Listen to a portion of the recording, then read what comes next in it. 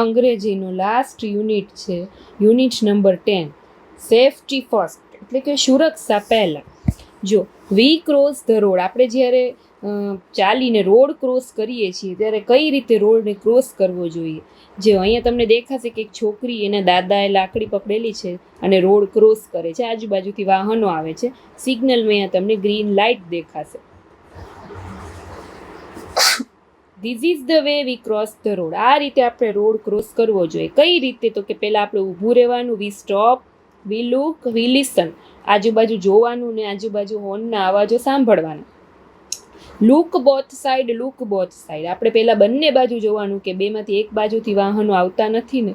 અને પછી જો if the road is clear, જો તમને રોડ ક્લિયર દેખાય, then we cross the road, we follow the green cross road. Okay, ચાલો હવે જો ફિલ ઇન ધ બ્લેન્ક્સ તમારે કરવાની છે. Look both side before crossing the road.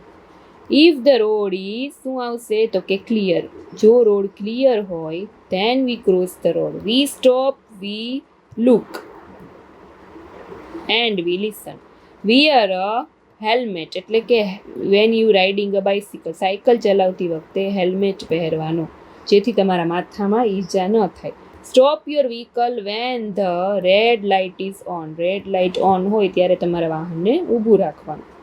Blue umbrella નામની એક વાર્તા છે, જે બ્લુ કલરની છત્રી, કે ધેર વોઝ અ વિલેજ, એક ગામ હતું જેમાં Binia lived in the village, Binia નામની છોકરી રહેતી હતી. શી વોઝ પુઅર, તે ગરીબ હતી. શી લવડ હર બ્લુ અમ્બ્રેલા, એને એની બ્લુ કલરની છત્રી બહુ જ ગમતી હતી.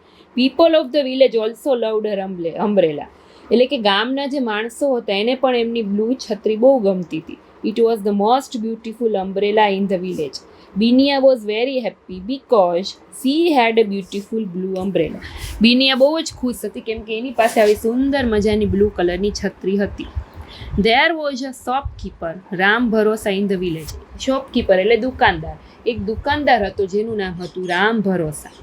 All the people of the village bought things from his shop, ગામના બધા માણસો એની પાસેથી વસ્તુઓ લેતા હતા એની દુકાનમાંથી.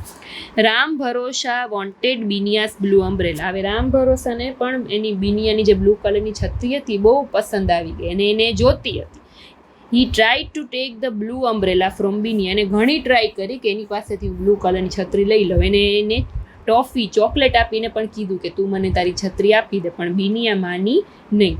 હી also try to steal the umbrella, એ દુકાનવાળાએ બિનિયાની છત્રીને ચોરી કરવાની પણ ટ્રાય કરી, પણ તો શું થયું કે ગામના જે માણસો હતા, people of the village did not like this, એ લોકોને ગમ્યું નહીં કે એને ચોરી કરી એમ.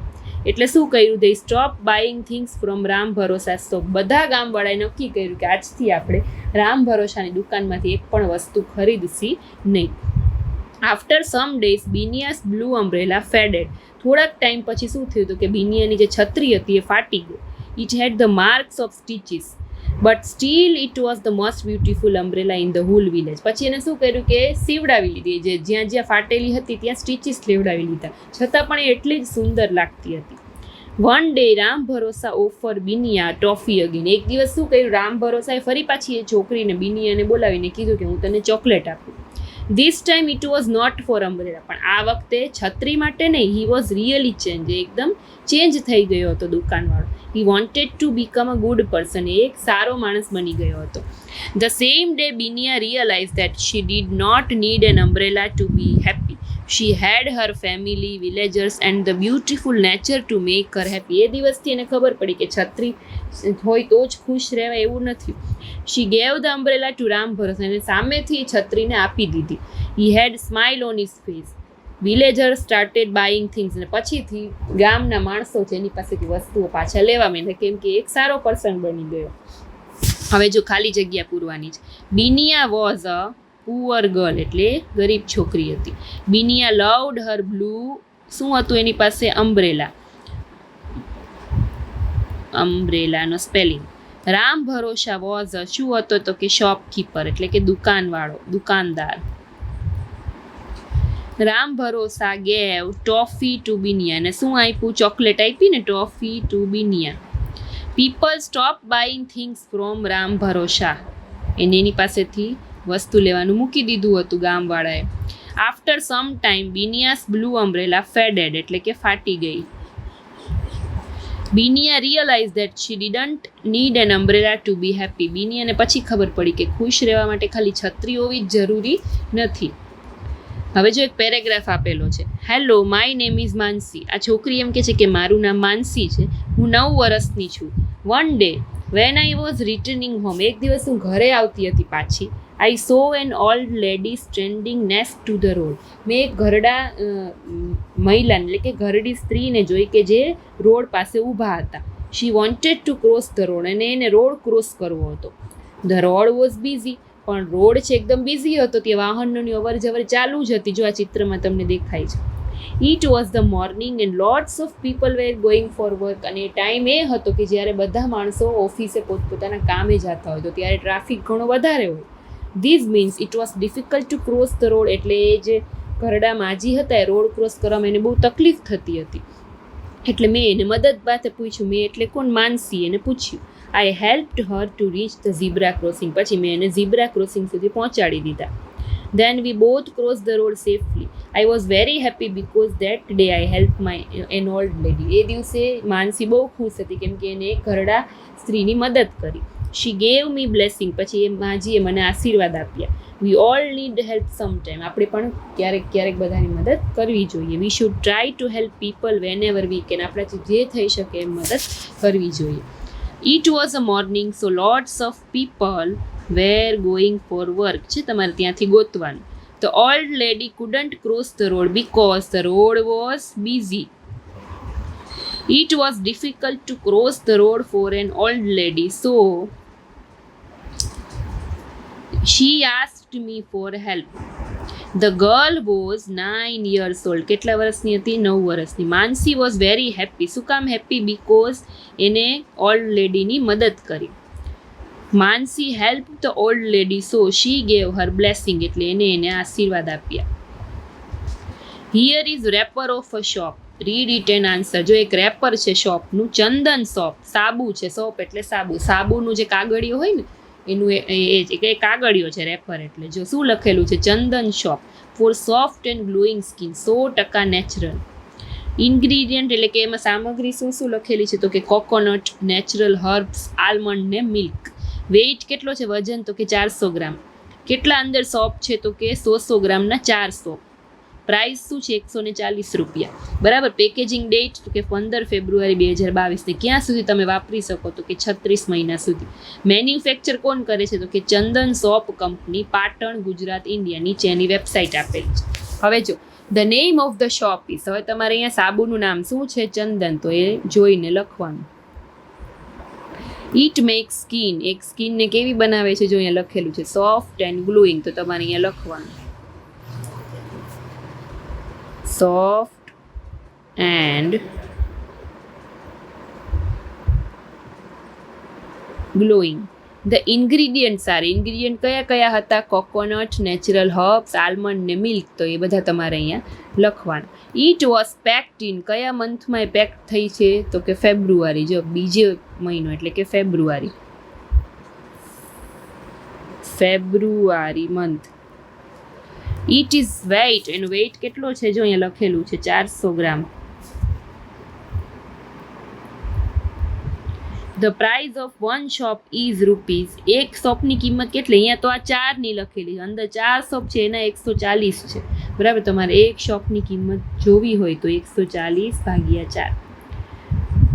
4 તેરી 12, 4 દુ 8, 4 25, 32.5, 32.5 રૂપીસ એકની કિંમત. It was manufacture at.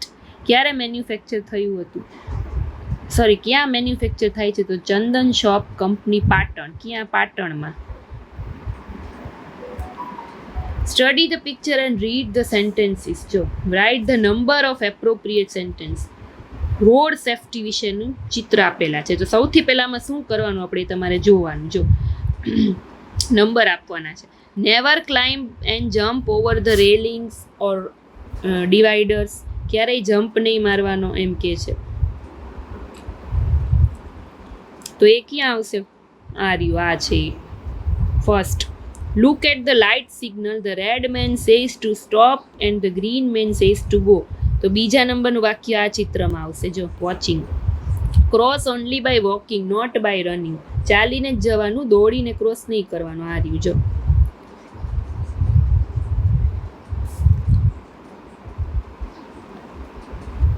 3.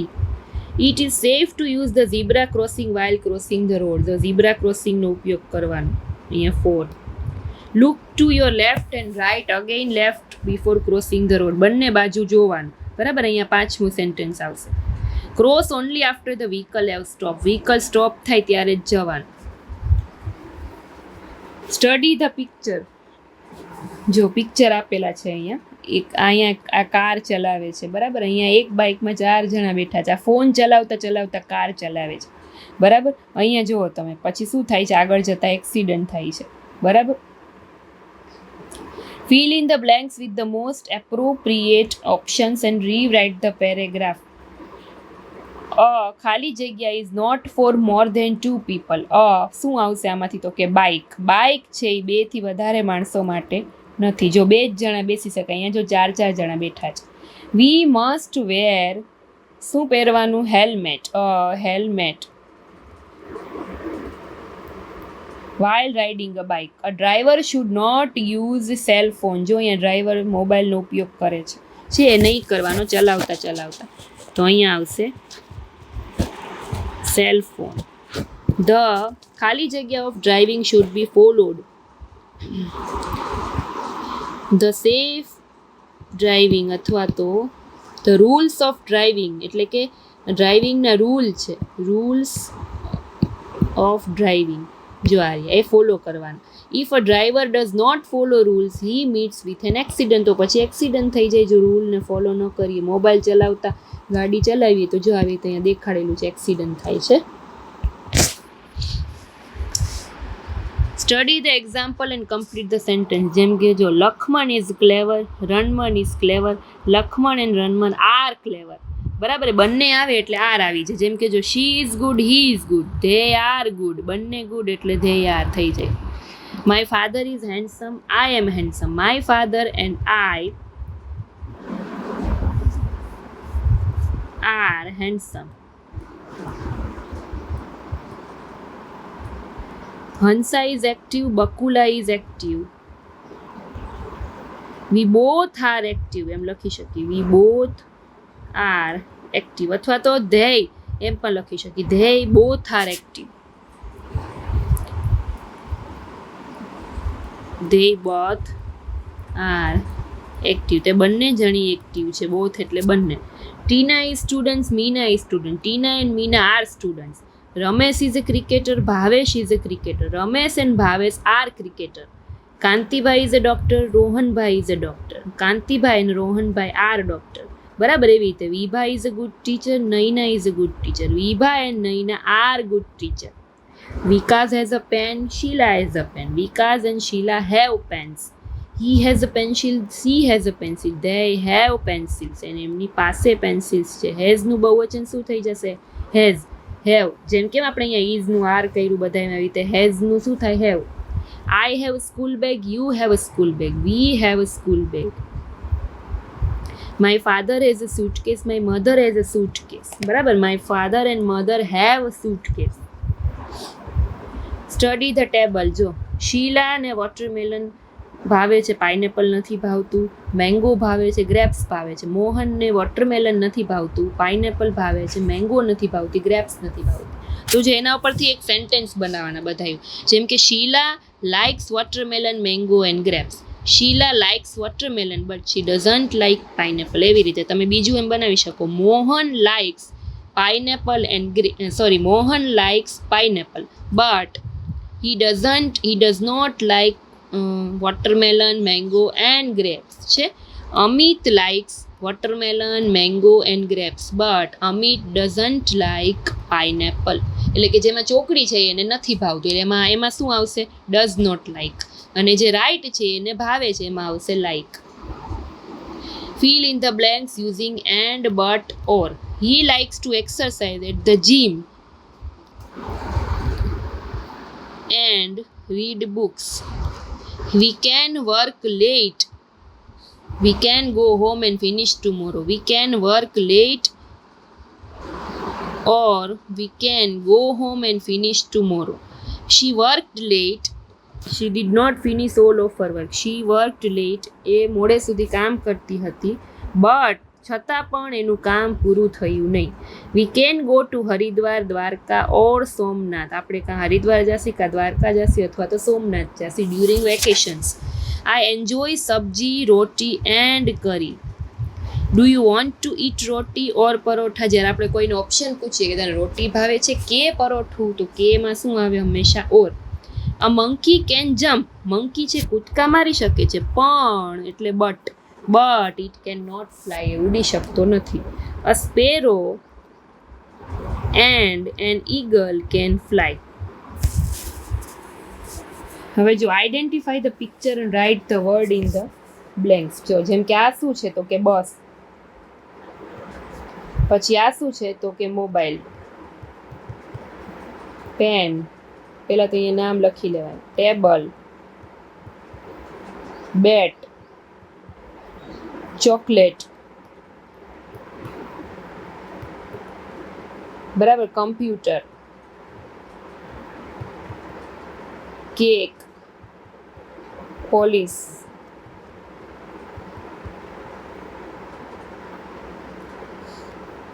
હવે શું કરવાનું જો હા બસ ચિત્ર આઈડેન્ટિફાઈ ધ ઓકે ચલો word in the blanks. Picture ઓળખીને ખાલી તમારે નામ જ લખવાના છે. આ શું છે તો કે ટી શર્ટ અથવા તો શર્ટ, બરાબર. આ રીતે ચિત્ર જોઈને સ્પેલિંગ લખવાનું. હવે અહીંયા ડાયલોગ બોલવાના છે બેની પેર બનાવીને. Okay, write details and speak about it. જેમ કે જો આ સુપર માર્કેટ, તો અહીંયા લખેલું છે dairy product, vegetables, bakery product. બીજું શું મળે સુપર માર્કેટમાં એ તમારે અહીંયા લખવાનું. સુપર માર્કેટ એટલે કે જ્યાં બધી વસ્તુઓ મળતી હોય, ક્લોથ, ટોયસ, એવી રીતે. પછી તમારે એનો આખો પેરેગ્રાફ બનાવવાનો કે I visited a super market, I show many shops in the super market. બરાબર, કઈ શોપ તમે જો એ બધું તમારે લખવાનું. તો અહીંયા તમારું આ લાસ્ટ યુનિટ હતું, 10મું યુનિટ ચોથા ધોરણના અંગ્રેજીને પૂરું થાય છે. હવે આખું ચોથા ધોરણનું અંગ્રેજી તમને પ્લેલિસ્ટમાં જોઈ શકશો ઘરે બેઠા. ઓકે, લાસ્ટમાં જો ગ્લોસરી એટલે કે દરેક યુનિટના જે સ્પેલિંગ હોય ને એ આપેલા છે. યુનિટ 1, યુનિટ 2 છે. જેમ કે જો કાર્નિવલ એટલે મેળો, બોટ એટલે ખરીદ્યું, માઇસ એટલે ઉંદર. તો એ જરૂરથી એક વખત વાંચી લેજો. 10 યુનિટ સુધીના દરેકના સ્પેલિંગ આપેલા છે. ઓકે, તો ફરી પાછા આપણે નેક્સ્ટ સ્ટાન્ડર્ડના અંગ્રેજીમાં મળીશું. ત્યાં સુધી ચોથા ધોરણના સ્ટુડન્ટ્સને વિડીયો શેર કરજો. Bye bye.